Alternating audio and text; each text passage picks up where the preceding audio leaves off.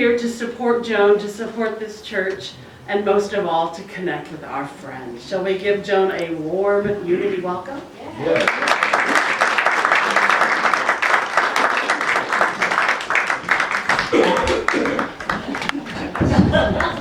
We've stopped.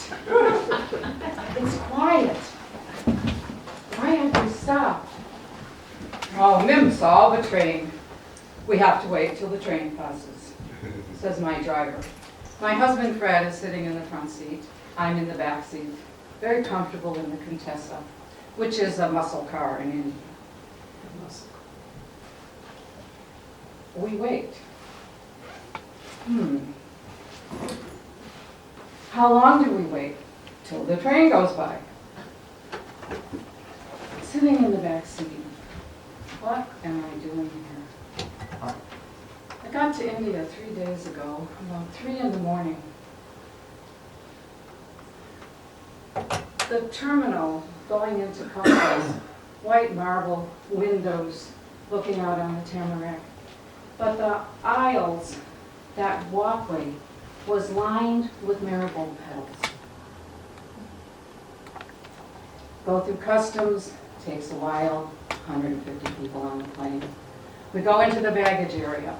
It is a huge cavernous hall. And on the far side of that hall, about 3 stories high, but on the far side, I see Fred, wave at Fred, Fred waves at me. Go to the baggage terminal where they say our baggage is, and it doesn't come. And it doesn't come. Finally, someone comes over and says, "We're very sorry, we sent all this baggage to the wrong terminal, we will have to wait." The ladies on the plane all sit down on the baggage conveyor belt, and we sit for an hour and share stories about where we came from and why we're in India, what we're going to do. Have a lovely time, meet some lovely people. And suddenly, the baggage conveyor belt starts to move, and this whole row of ladies go. And we just laughed. It was, no one was hurt, not even our dignity. We just had a good time. But then we get our bags, and we have to go through yet another customs where they look at your bags, and that takes another, almost an hour, I think. Finally, we get to go through the door to the lobby where my husband is waiting. And he's pacing, and he's obviously agitated. And he said, "I was just about to go up to that guard and break in and rescue you from that place you've been for 3 hours." I said, "He's got a machine gun, Fred." He said, "Oh, I had that all figured out. I was going to put my pencil down the barrel before I took it." Thank God, thank you God, I got on time. We then get in a taxi, load my stuff into the taxi, and we go to the Imperial Hotel. This is an old colonial hotel in an Art Deco style, white marble. You go in there, and again, marigolds, and designs on the floor in marigold petals. This is a beautiful place. I've heard strange things about India, but this is just very lovely. I'm tired, but Fred said we better eat. So we go have breakfast. The menu is in English, beautiful menu, and the waiter comes up and says something to me, of which I understood not one word. And I turned to Fred and I said, "I thought you said they spoke English here." He said, "He is speaking English."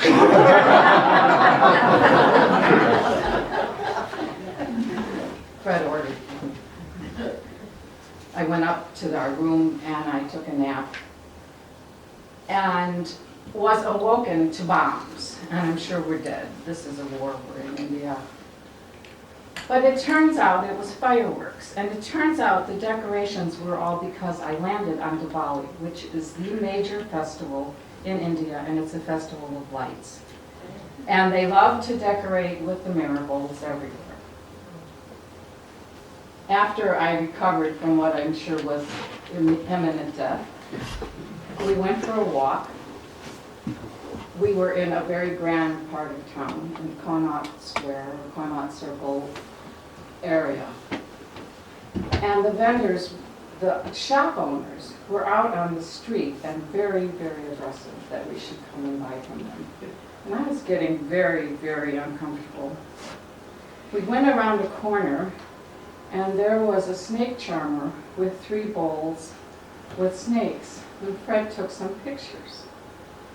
Well, the entourage with the snake charmer said, "You owe us money for taking the picture." And Fred was a little truculent, but he saw that I was totally and completely freaking out. So he paid the guy, and we went back to the hotel. Dusk came, I got to sleep. Woke up the next morning, I'm still in India. We were supposed to fly to Dehradun, where the school was that I'll talk more about. And we get a phone call, and it's the concierge at the hotel who said, "Your flight has been canceled." Why? The Jolly Giant, no, not the Jolly Giant, it was the Jolly Grand airline went out of business this morning.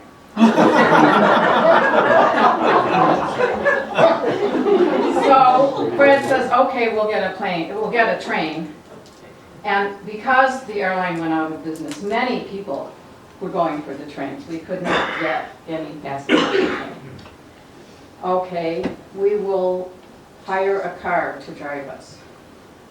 That took a whole nother day. So I woke up the 4th day. I'm still in India. We get in the car. We drive. In America, I've noticed that people honk their horns if there's like imminent danger, if you're about to, if you pull out in front of somebody, they'll honk their horn. Our driver was of the impression that the horn should be honked constantly. In a, "Get out of the way, get out of the way, we're coming through, we're more important than you, get out of the way, get out of the way." So here I sit in the back seat, waiting for a train to go by. Mimsab, buy some bananas from these vendors. Well, there's a huge collection of vendors. We're in an expensive car in a little village. I think we're captive consumers. He said, "Buy bananas and buy some tea." Okay, Fred gives him the money. I roll down the window, they hand bananas, but big bunches of bananas to me, and tea in these little tiny, the cup sat in the palm of my hand, and it was unfired clay. Now, I know better than to drink any liquid in India from an open cup, or an open glass, just a glass with water in it. You just don't drink it. Not when I was there, maybe not ever. But I was so fascinated. Would this tea taste like mud? And I'm sure I'm going to die on this road anyhow. So I drank the tea, and it tasted good. It did not taste like mud. And the beauty of this cup was you threw it out the window, and it turns back into dirt, and it's totally recyclable.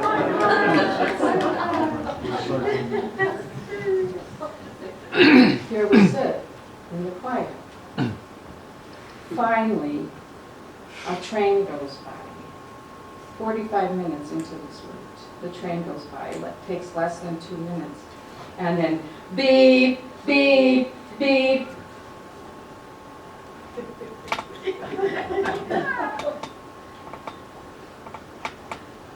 Someplace in school in my life, I read Rudyard Kipling's Kim. And while I was sitting in that train, I thought about something I read in there. So I'm going to read you this little bit. It's at the end of chapter 3, and it was written in 1901. So now we come to the big road. The great road is the backbone of all Hindi. For the most part, it's shaded. The middle, all hard, takes the quick traffic. Left and right is rougher road for the heavy carts, hauling grain and cotton and timber, fodder, lime and hides. All castes and kinds of people move here. Look, Brahmas and untouchables, bankers and tinkers, barbers and merchants, pilgrims and potters, all the world coming and going. It is to me as a river, and truly, the Grand Trunk Road is a wonderful spectacle. It runs straight, bearing without crowding India's traffic for 1,500 miles or more. Such a river of life is as nowhere else exists in the world. They looked at the green-arched, shade-speckled length of it, the white breadth speckled with slow-pacing folk. The great road in India, the major roads, are exactly the same. The faster traffic goes in the middle. There are not two lanes. And it's sort of a game of chicken. Who's going to swerve?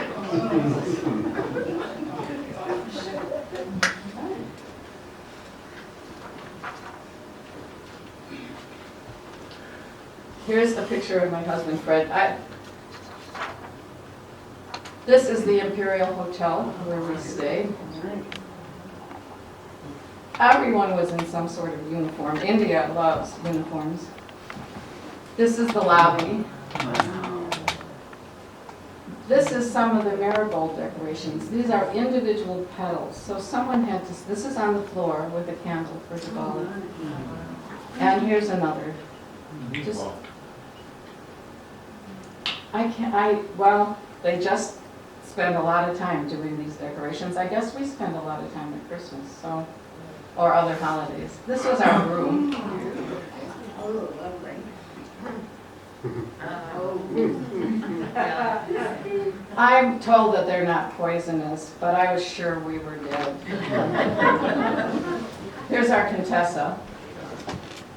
Oh, we rented it for the day. This, I just pulled this off Google. These are, I wanted to see which railroad track we crossed. We started at, well, now I can't find Delhi on here, but there's a million different, here, we were going to Dehradun, and there's no way I know which railroad track we stopped at for 45 minutes. The Great Road. This is from Google. This is the map from Delhi to Dehradun, where my school was that I taught. You'll find more out. So just some pictures of the road. You don't go any faster than that beast. Can you guys see? Yes, that was an elephant. Yes, it was an elephant. All the vehicles were so overloaded. These were taken from the car. You can see the hood of the white car we were in. What year was this? This was 94. This is the edge of this cart. The cart is about here, and then the... And notice, this car is coming straight at us, this truck. And they beep. And the little bicycles are, the little bicycle horn, and the big trucks are, so you know what size is coming to kill you. Here's a hotel on the road. The Dune Hotel. There's people, I'm sorry it's so dark, I tried to get them lighter, but there's all kinds of people underneath that shelter. And then I thought, at that point, I thought this was the hotel, this was the sign for it, but the driver convinced me, no, this is an ad for a hotel further on. Vendors on the side of the road. Notice the lady's head piece. Any given place on the road could be piles like this. Oh, here's another one. Here's the truck. Here's the top of the truck. This cracked me up.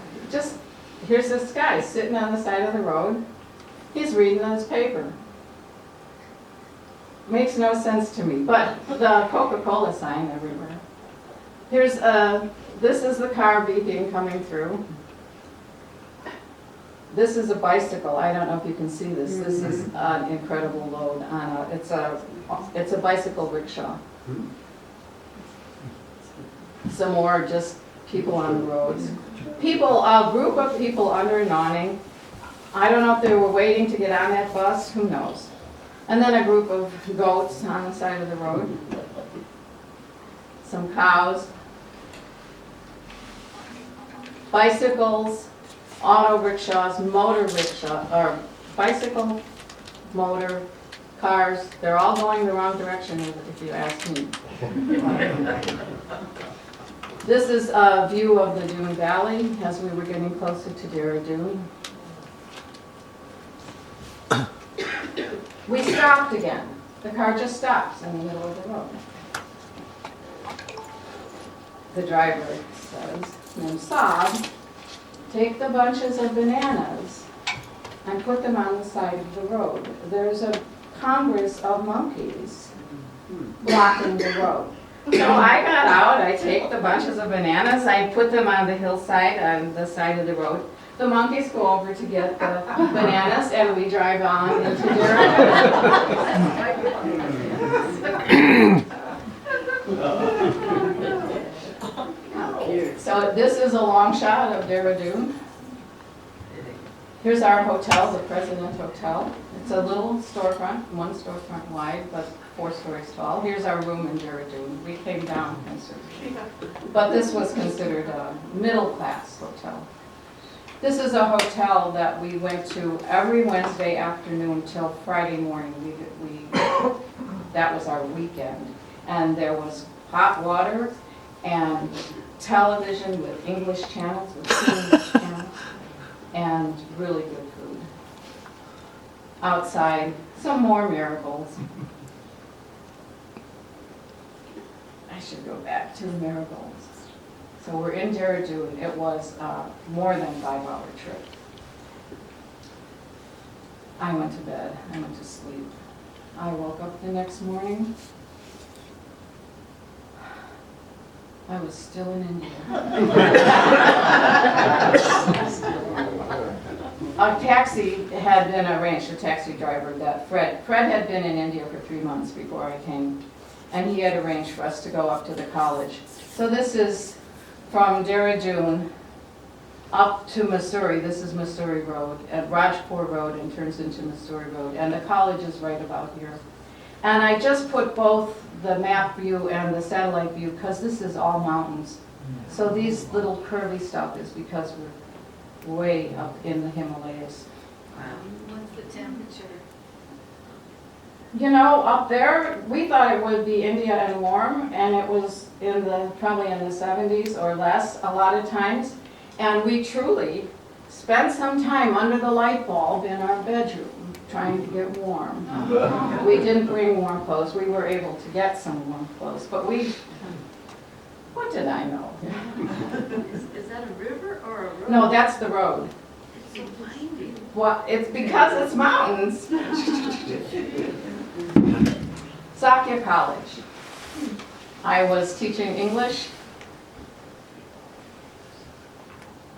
I am not a trained ESL instructor, but they wanted, my husband was studying Buddhism there, and they wanted someone with an English accent who knew grammar a little bit, and I fit the bill. That's what I was doing there. The college is nestled in the Himalayas. The circle surrounds our very almost visible house. There's our house, corner of the college. That's where we live. Now, I was on that mountainside with 105 monks, my husband and me, all going around. These are almost 15 inches. They were outside my door when I got there. This was a huge tree with the poinsettias. That's my driveway coming up to that's a steep hill, and bougainvillea. I never was in that structure. It was made, it was just on the property, along with a whole lot of monkeys with us. And I fed them all the time. Oh, there they are. So this is the entrance to the college. At the back of the college was the temple Vedanta entrance. The classrooms were on the left. My classroom, I've got a Oh, this is a close-up of some of the carvings, just incredible carvings. I looked for a clip of the sound of these long horns. I was not able to find one.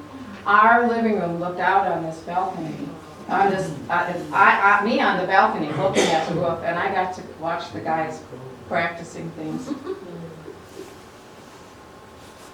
This gentleman here, under the umbrella, is the head, at the time, he is now retired, but the head of the Sakya School of Buddhism worldwide.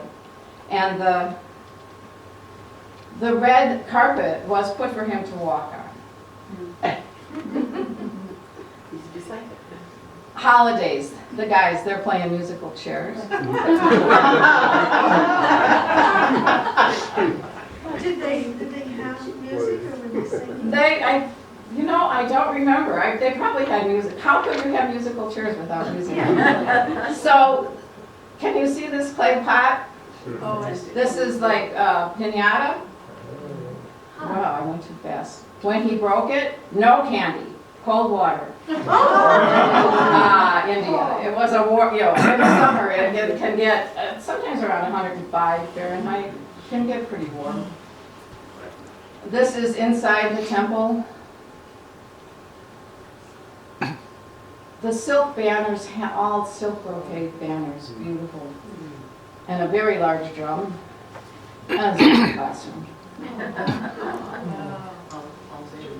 When I was trained, I had been teaching in an elementary school before I went to India, and the training was, you really need to know people's names. It really helps to connect with your students to have their names. And how you learn their names. You've noticed what clothes they're wearing and their hairstyle. And I walked into that classroom. I'm going to go back to it. They all have saffron and burgundy and shaved or very short hair. I made a seating chart and I tried to say their names.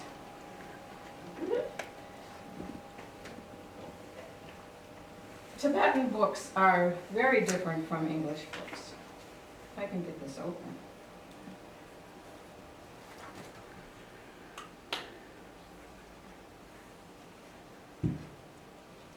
They're not bound.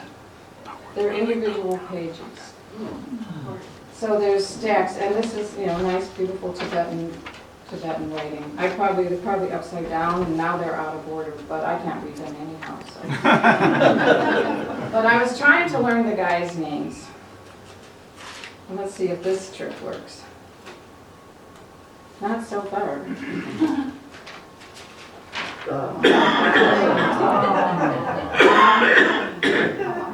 I had a very hard time saying that. I'm not even going to try now, years later, because, and I think there's only 13 names, but they mix them up in different orders. And the T is sometimes silent, sometimes not. But I really wanted to learn their names and connect with these guys. So I practiced, and I recorded them. And they'd never been recorded. They'd never heard their voices on a tape recorder. One of the things, though, I felt quite disrespected because they would stick out their tongues at me. If they met me in the hall, stick out their tongue. I'm failing. I can't do this. Walking across that big square where you're, the quadrant, or whatever that is called, the middle of this building outside. I'm walking with Kempo Migmar, the dean, and 3 monks come up, and they say, Tashi Delake, which is a greeting, and they stick their tongues out at me, and I am mortified. I just want to die. I want to melt into the ground, please. The dean has seen that these guys do not like me. And he sees my mortification, and he starts laughing. And then he's holding his belly. And then he's down on the ground on his knees, which I am not going to do. And he says, Joan, that's a sign of affection. If they like like you, that's how they're greeting you. Tashi Delay. Who knew? I worried for a couple of weeks about that. So back to the guys. The incense burner he's showing me.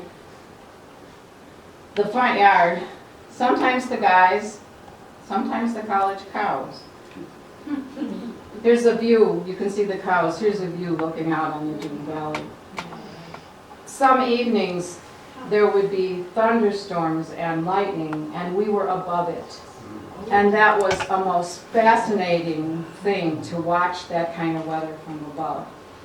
But then it would rain on us, and I was always sure that we were going to slide down the mountain in some way. This is the one graduating class. Well, I think I have some automatic stuff going on here.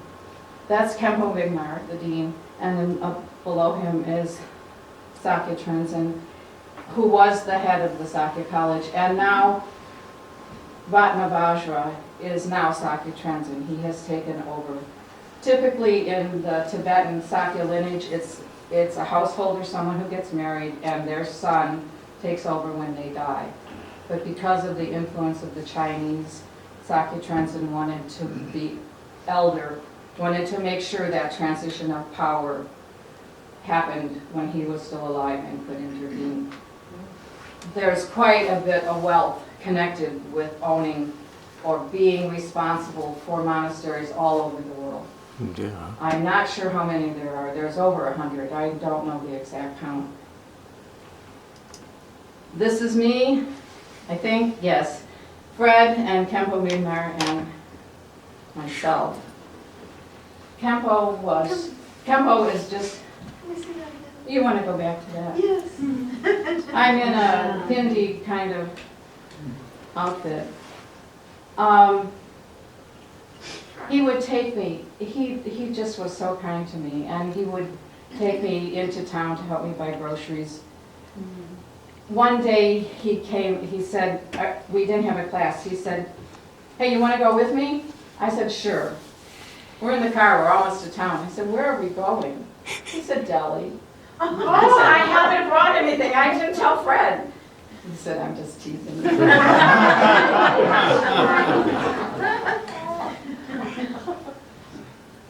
He came to visit us in Thailand. That was just an incredible man. He's since passed.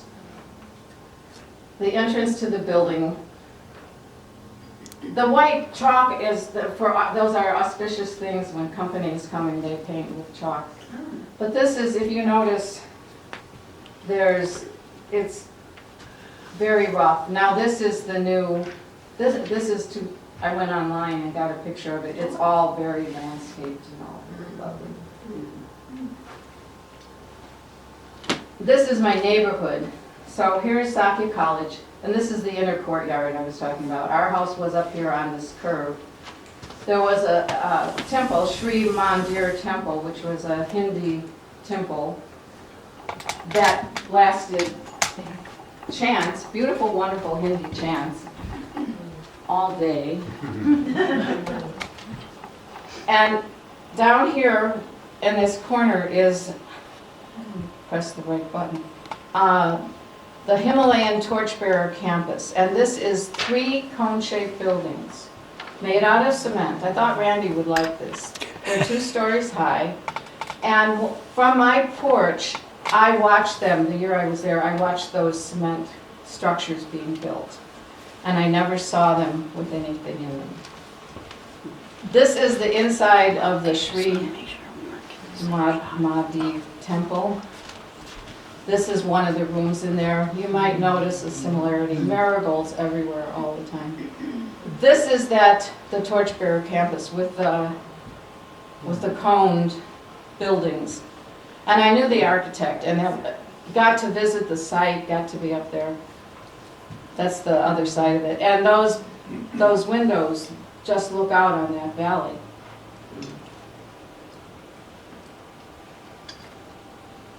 I want to go back to the map. I'm off script now, folks. Our house, Sakya College, the Sri Madri temple and the Himalaya and the building of the cones, each had a phone.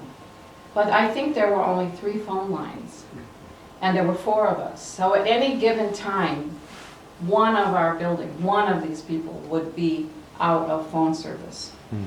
And the secretary at the college, our phone didn't work. It would work about a week and then it wouldn't work. Went down to the phone company for us, which was down towards Dehradun. And they said they'd come tomorrow morning, and they never showed up. And we went down to the phone company and they said, we called and no one answered. We didn't think it was.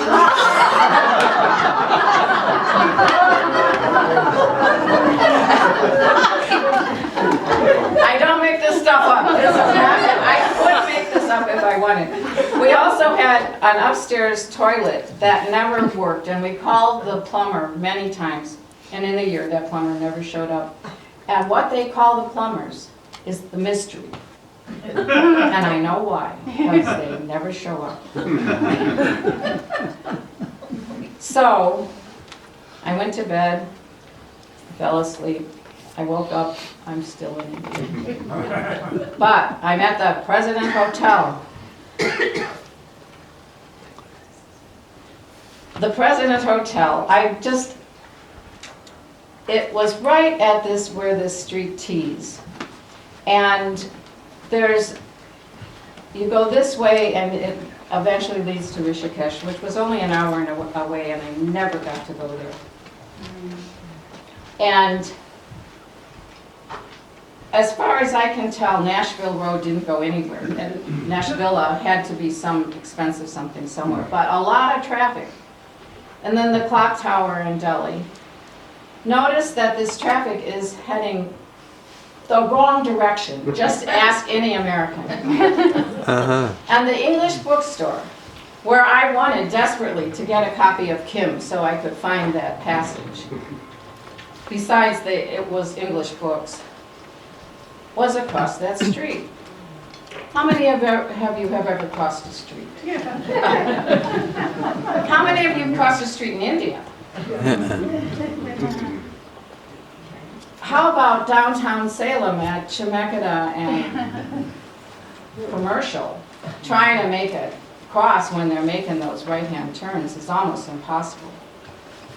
But I'm an American woman, and I was going to cross this street. I don't want to put this too far away. Wednesday afternoon, we're at the President Hotel, enjoying hot chai and a nice lunch. And I decide I'm going by myself for the first time in like 10 days that I've been in India.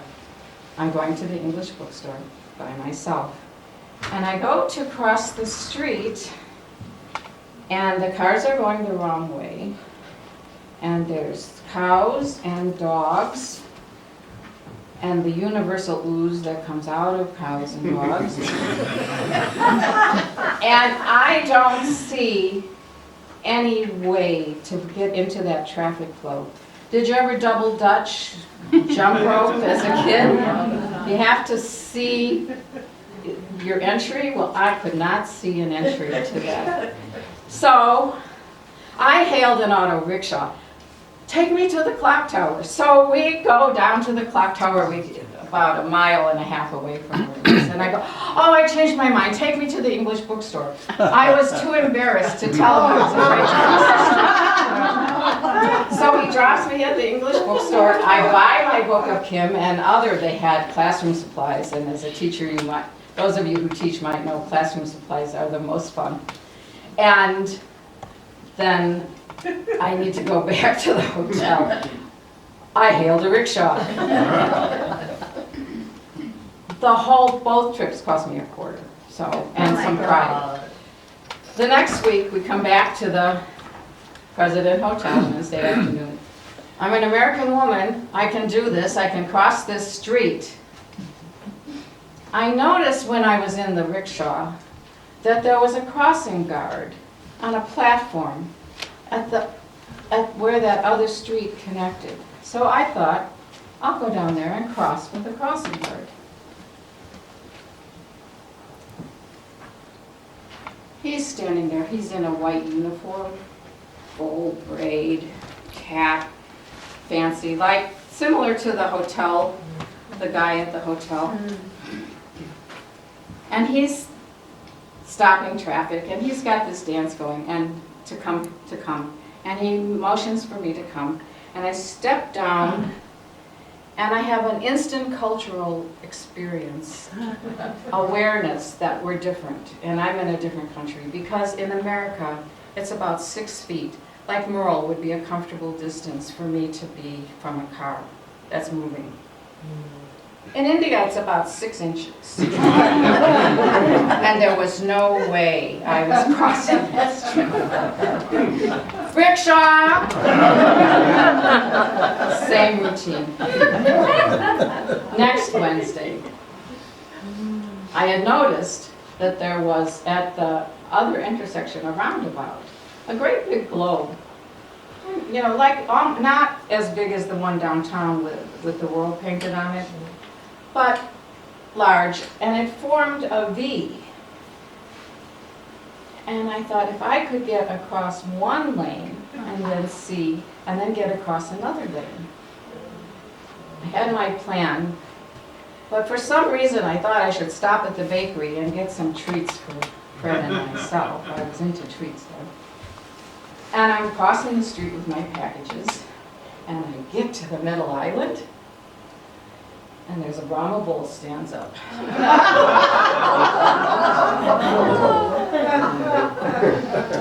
I gave him one of the lemon tarts. And I got across the street, and I went to the English bookstore. Now, the clerk has gotten to know me, because this is the 3rd time I've been there, and I speak English, and he knows I'm teaching at the college. And he said, you need to get a black umbrella and use that umbrella to sort of guide. They'll respond. The animals will respond like a prod stick to.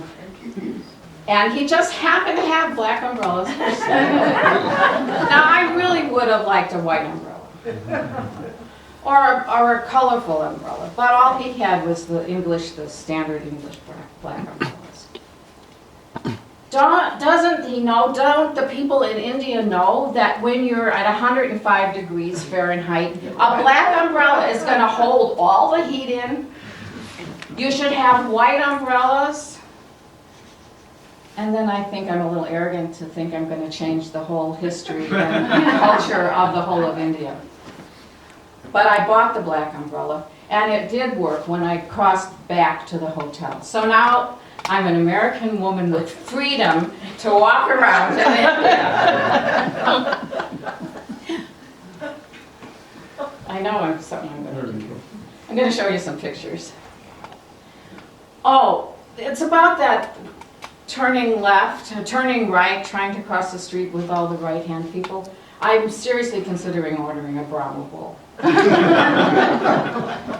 Here's an auto rickshaw. Here's the clock tower.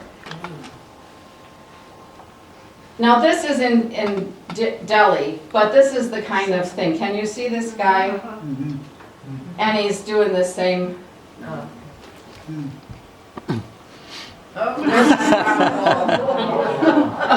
And this is my view of India. It's all the black umbrellas. Wow. There is Indian pudding on the table. This is about a 20-minute, half-hour break, something like that. There's coconut rice pudding made with coconut milk for my vegan friends, although I'm told it tastes just as good as the stuff made with milk. The ingredients are on charts. There's coffee and water and tea, probably all the wonderful things. So have fun. Much more to come. What? I said, and much more to come. And some more stories after the intermission. Well done.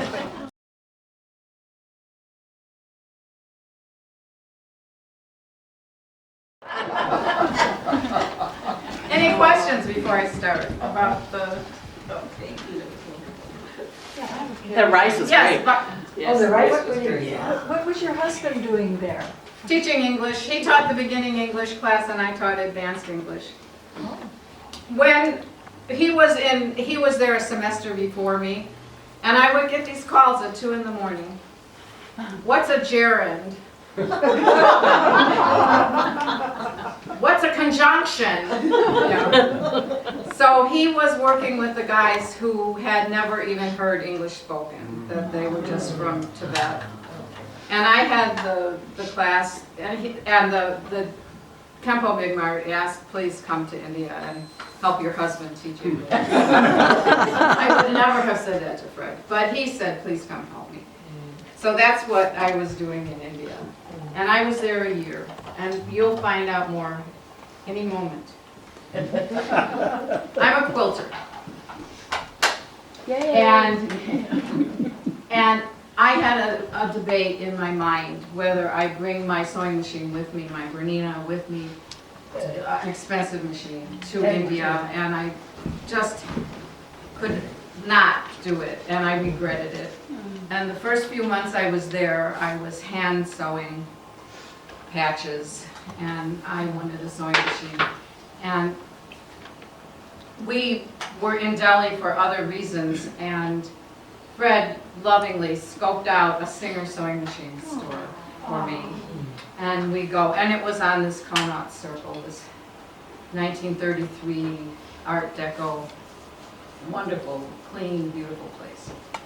And they had exactly the machine I wanted. I got to test out all the stitches and did it have everything I needed, and I played with the machine about an hour. And yes, this will be wonderful. And Fred says, all right, we'll take it. Oh, it's not for sale. Why did you let me spend an hour playing with it? Well, you were having fun. Why do you have it here if it's not for sale? Oh, it's our teaching machine and our demo.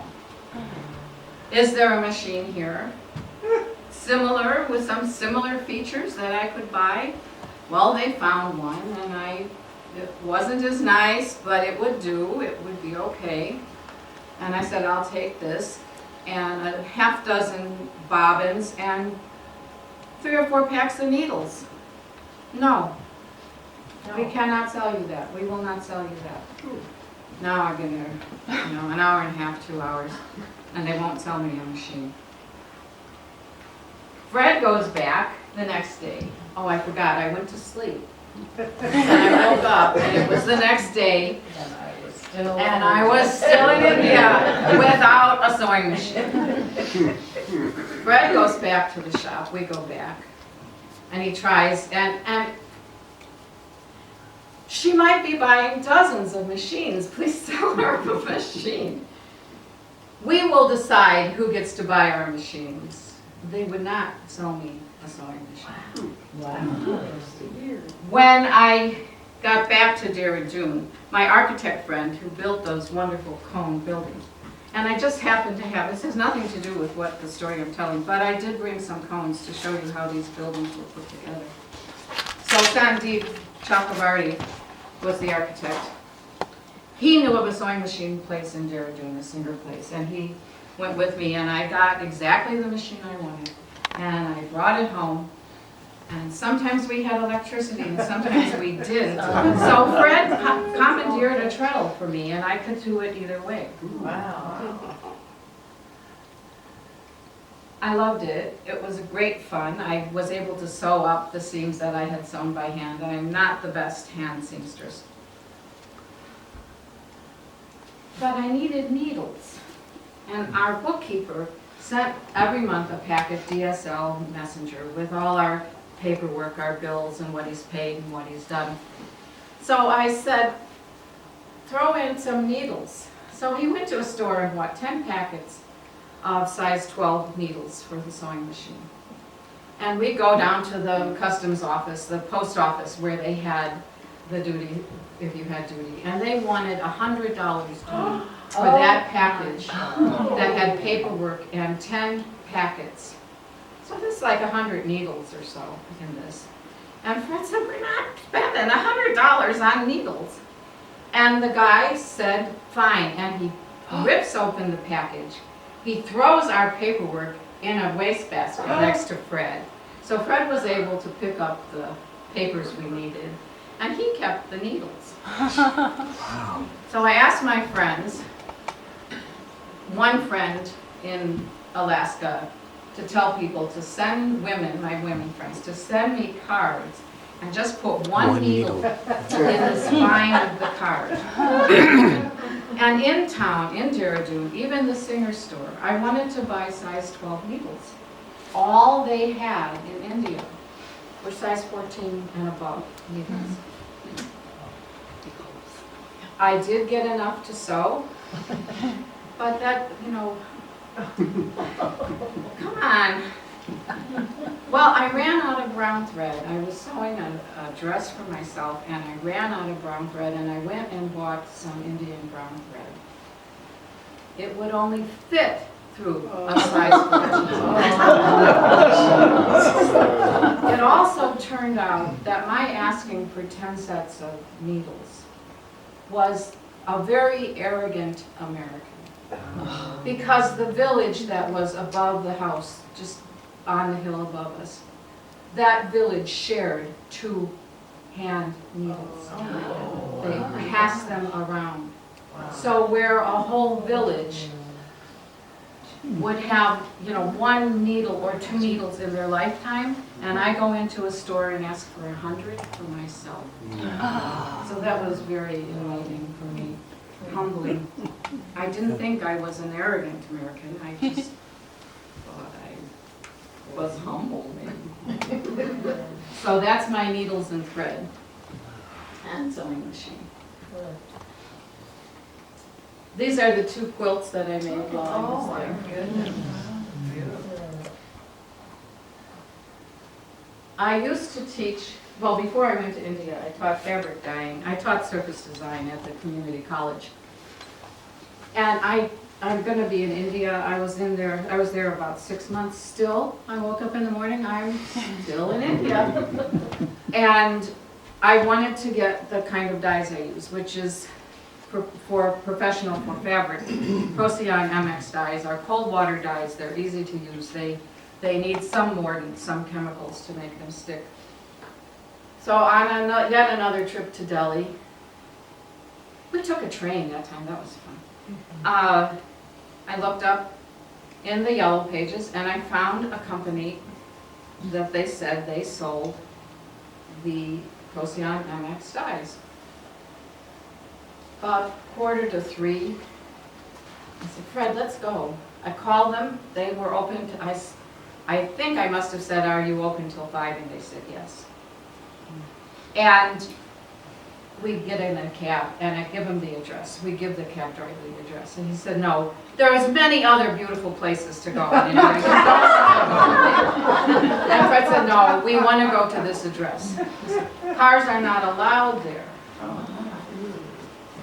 Fred said, we want to go to this address. I think I'll show you the picture.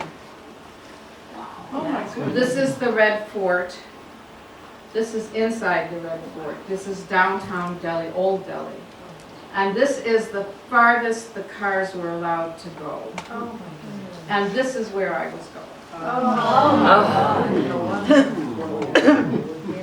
Wow. There happened to be some cars there.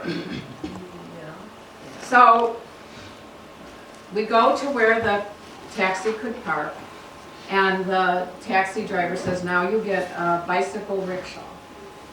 I was terrified to get into this. I was a little larger, and I didn't think the guy could carry me, or we would fall over or something. I would die in this auto rickshaw. No, bicycle rickshaw. And Fred convinced the taxi driver to come with us. So Fred, the taxi driver, myself, and the poor man pedaling this take us down these streets. At some point, we got to where there was no rickshaws allowed, and we had to be on foot. At one point, we were on the wrong street. That was fun, all this Hindi conversation with the locals, and we had to backtrack through very narrow alleys. We finally get single file down the alley, And if our taxi driver hadn't had on a yellow turban, I would have been lost in the depths of Old Delhi. But I could see that yellow turban and I just could find him. We finally found the address. I was up a stairway and there were people sitting on like every third step drinking tea. Now there's no way, not even with Fred, that I would have gone up that stairway, but I had invested so much time in getting there. How could I not go up the stairway? So we go up. It's a very plain office, but just a business office, and they were so delighted to have us and offered tea, but I didn't drink the tea that time. I had managed to escape drinking tea. I did not manage to escape dysentery in India, but I wasn't drinking their tea. They wanted to know what colors. We have this whole filling out the form and all this, and then they say, and how many tons do you think? Tons?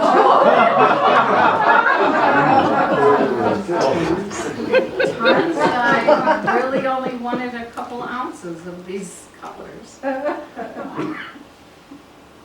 They get on the phone, they hand me the phone. They have called the president of the company. And he makes an appointment with us for his office at the Connaught Circle the next morning.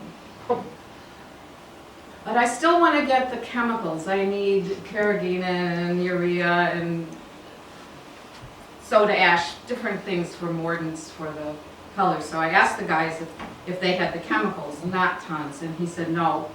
But there's a place, there's a stand, and he starts describing where this is. And the taxi driver says, I cannot follow that.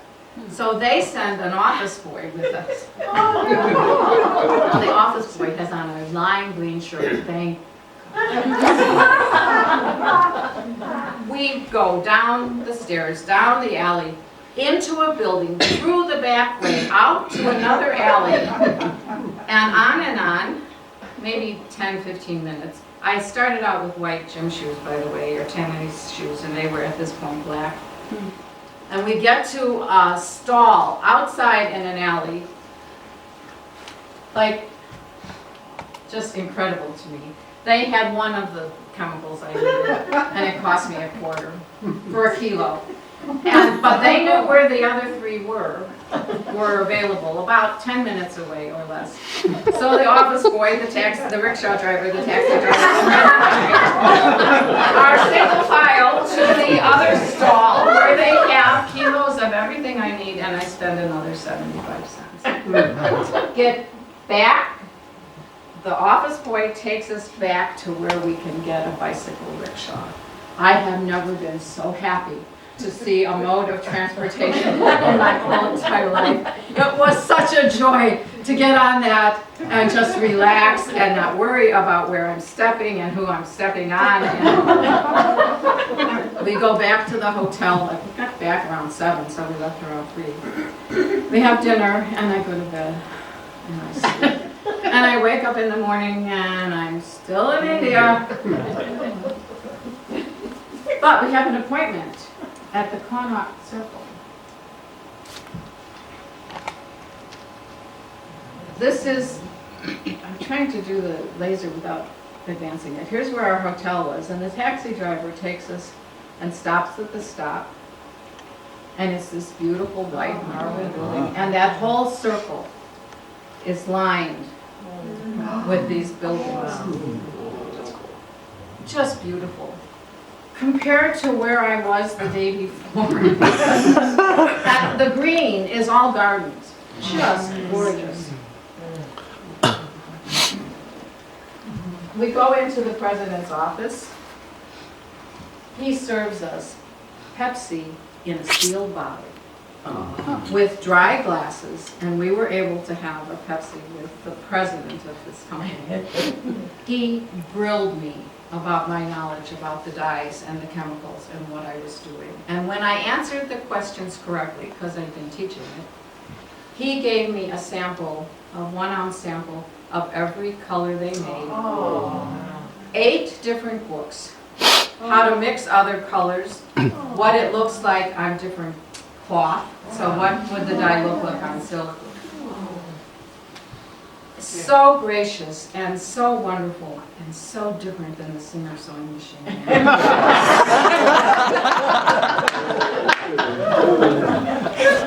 Let's see, where are we going to next?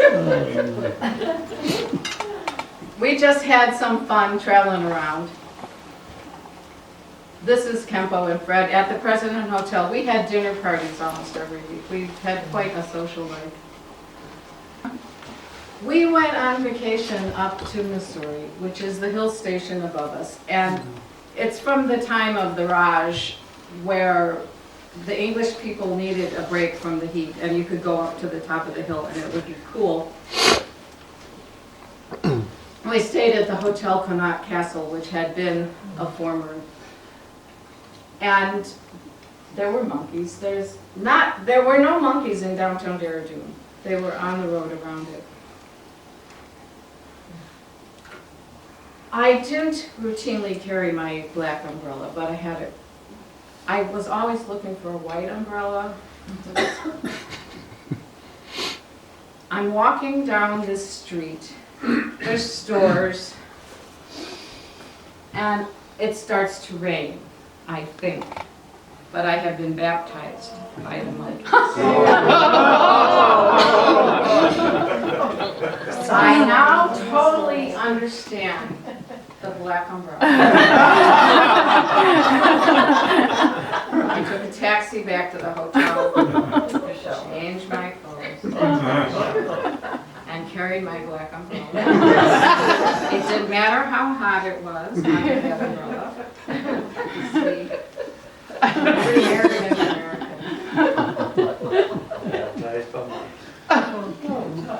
Tiger, I said monkeys and tigers and cobras, oh my.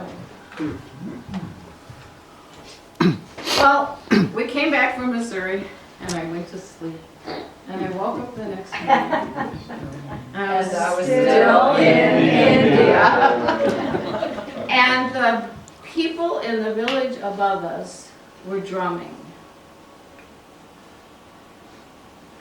You know, they had celebrations. I didn't know any of them. I had no conversation with any of them. And sometimes they were delightful to watch. There was an old lady, and this has nothing to do with this story, but she used to clean her toenails with like a knife like this. How do you do that without cutting yourself? But this particular day, all day, they were drumming and pounding. All night, they were drumming and pounding. And I went down and talked to Kempo, and I said, what is this? What's going on? A tiger has been spotted coming down the mountain. And tigers will devour children, and they will not come where the drumming is. That's to keep away the tigers. So I go back up to my house, and as I'm coming up to my house, I see this white being coming down. I can see it. And I go in the house and I look out the dining room window, and that tiger comes down along the side of my house. And I go to the kitchen and I get out a pot and a spoon.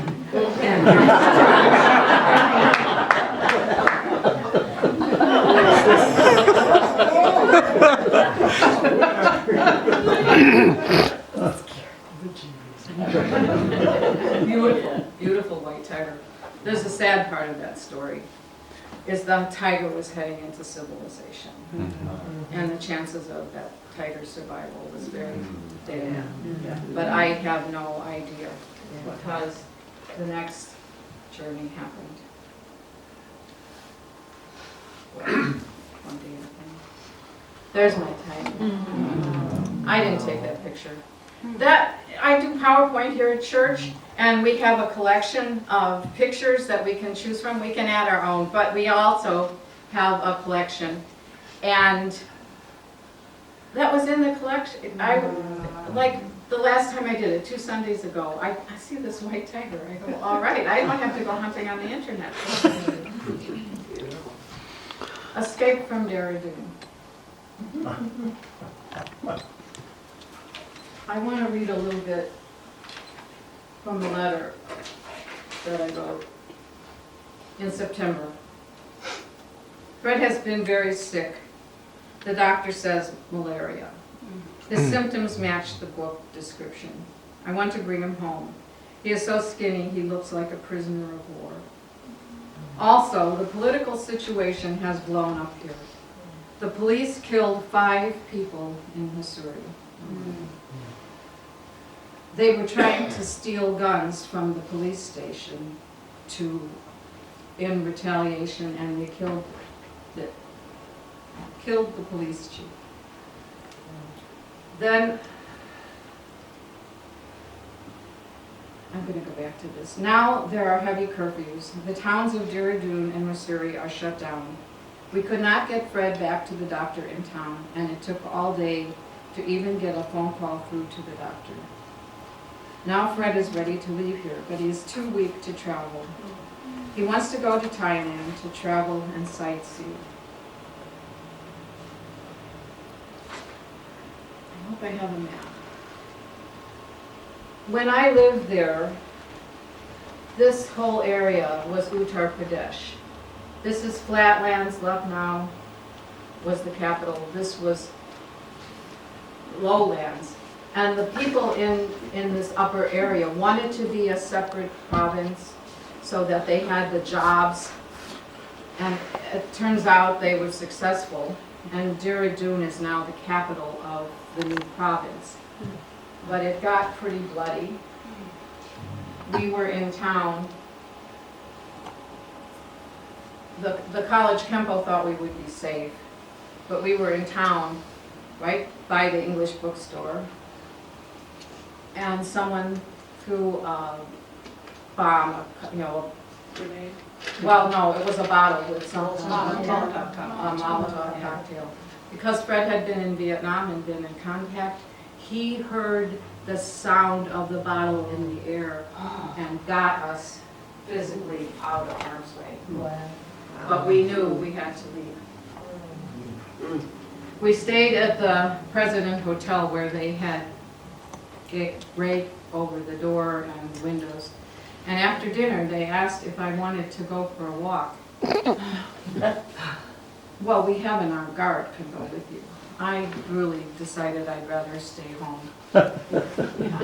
I watched 2 days of fighting in the streets through a crack in the curtain. I was terrified they'd see me, but I just, they were burning tires and burning buses. I didn't see anyone get killed. But we wanted to go back to the college, and there was a gate, the Catterall gate, I didn't point out on the map, but they wouldn't let us through to go back to the guards there. And Campo Migmar came down and brought pastries to the guards and convinced the guards that they should let us go through.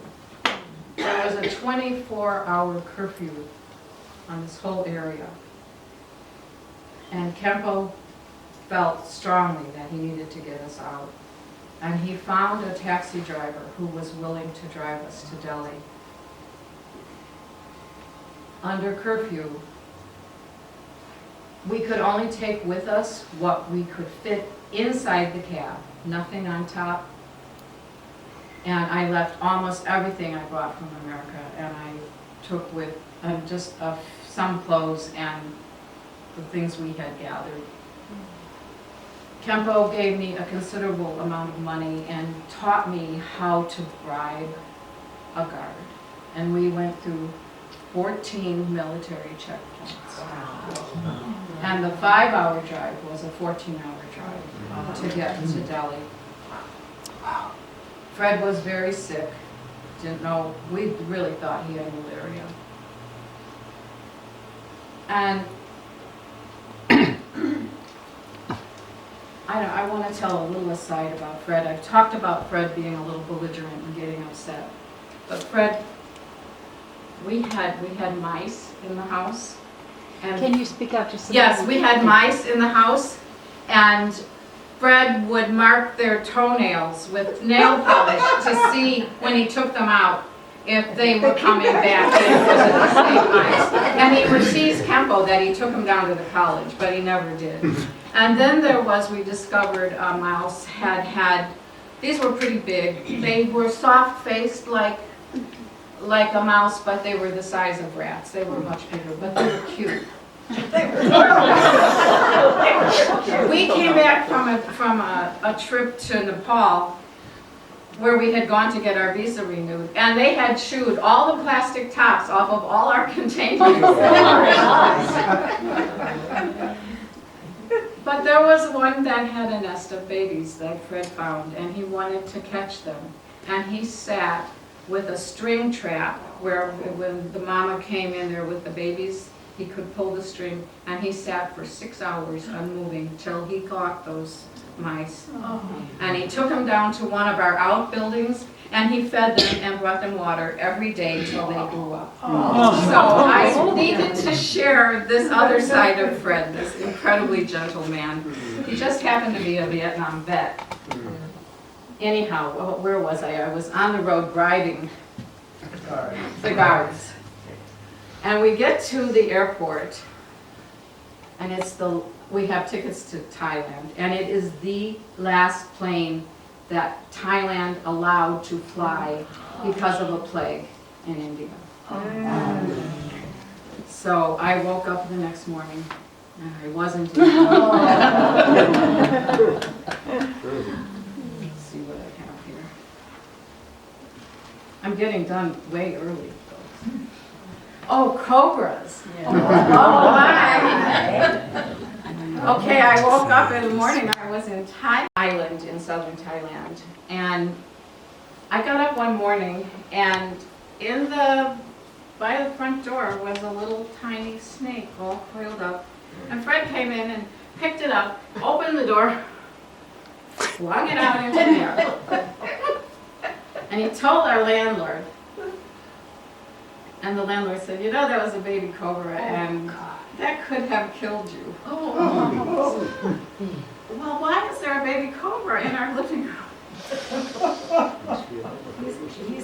He looks around, our landlord looks around the house, and there's a hole where he said, oh, the snakes are down in here, and he plugs the hole. Now, to my way of thinking, if they could dig the hole, what good does putting dirt in it do? I come home from the store one day. I have a little puppy, and I did this is the dumbest, absolute dumbest thing I've ever done in my whole life. I opened the door, and there was a coiled cobra, a teenage size, and my puppy. And I reached over the cobra, picked up my puppy, and ran out the door. Slammed the door behind me, ran down in my best Thai saying, snake, no, no. And the landlord came up, and I had killed the cobra with the door. He was chasing me. And when I turned around and slammed the door. That moment changed my life. India actually changed my life, because if I could cross the street in downtown India, I could do almost anything. But now, if I can kill a cobra, what is there that you could throw at me that I can't handle? I could ride my way through 14 military checkpoints without getting arrested or killed. I truly was sure every day in India that I was dead that day. I really. But here I am.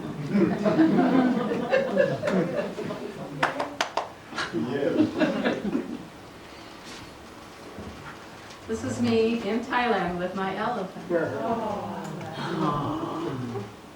But that's not for this evening. That would be a story for another evening. Leave us with a teaser.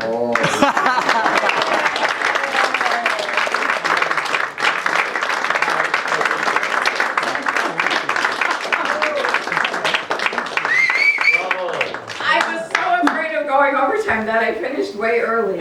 So does anyone have any questions or want me to elaborate on anything? Yes. did you like, I mean, there were times.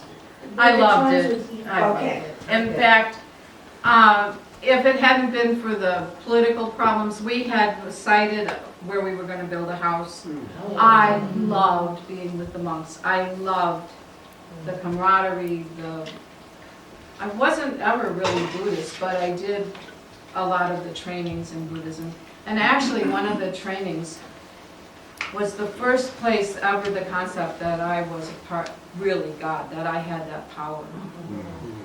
And we say that every Sunday, but that, I had never heard that before. And the guys were very appreciative of just anything. So I have a little time, maybe yes, Dave. A lot of those beautiful buildings, and how many of them were built by the English?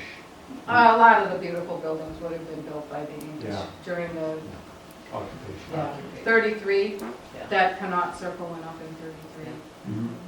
Mhm. Yes, someone, What did you do in Thailand for 2 years? you'll have to come back again sometime. Did your husband get well? Yeah, was he sick? He was,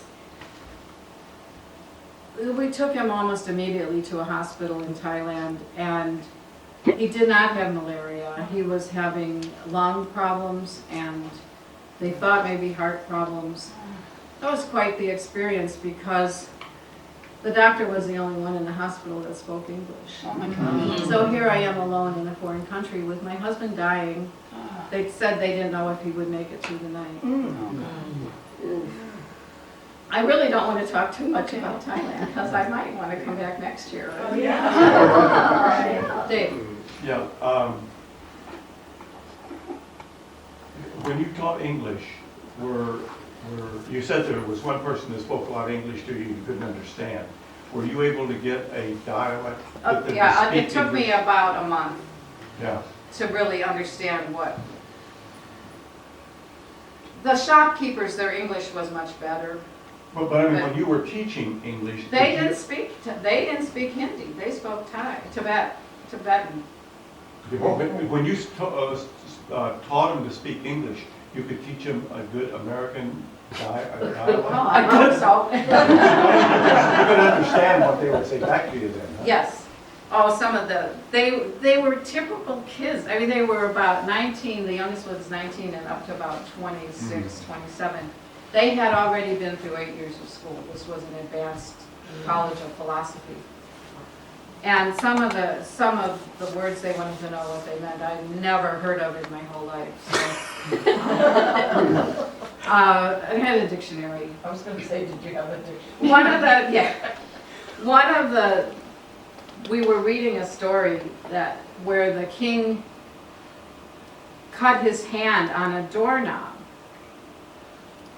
And they did not know what a doorknob was. What's a doorknob? How can someone cut their hand on a doorknob?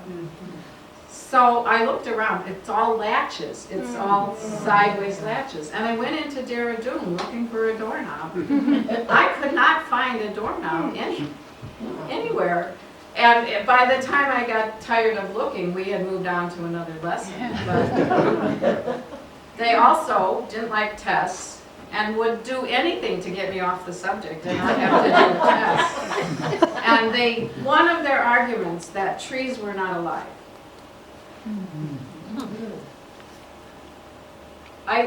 Trees, they didn't feel that trees were sentient beings. And I know there are people in the room who would greatly disagree with that.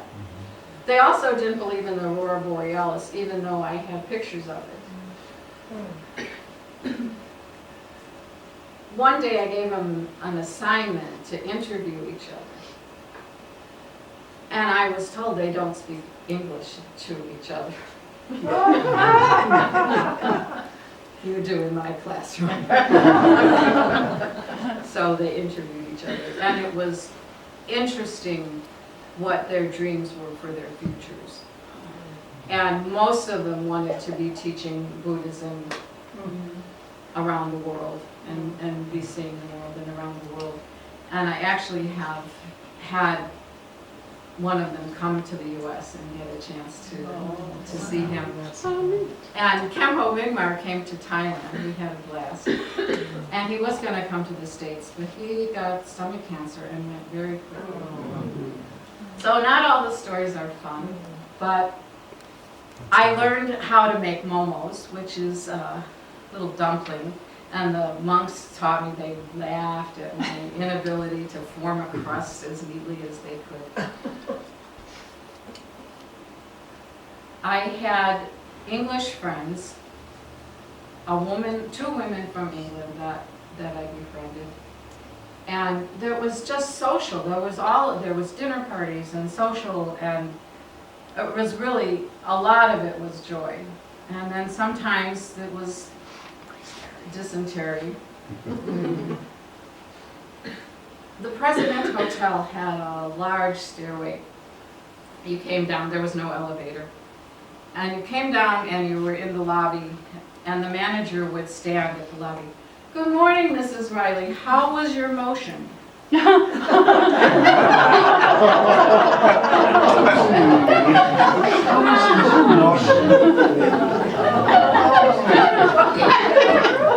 Not even a movement. That was a motion. Have dysentery overnight.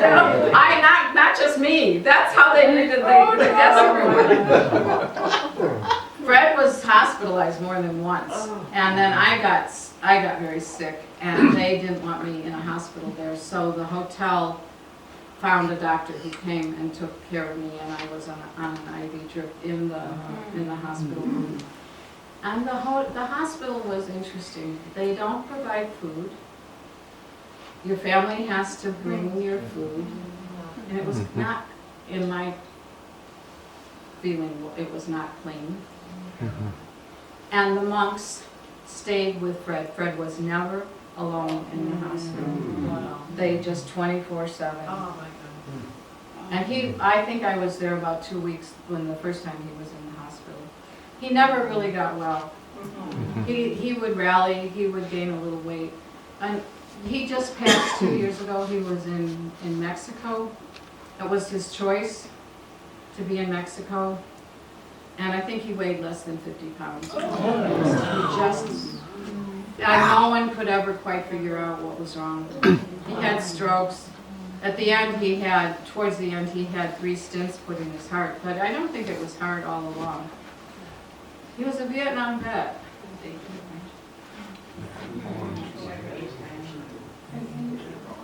So, I'm ending on a very sad point. What good funny story could I tell? What drew your husband to go to India in the first place? He was studying Buddhism.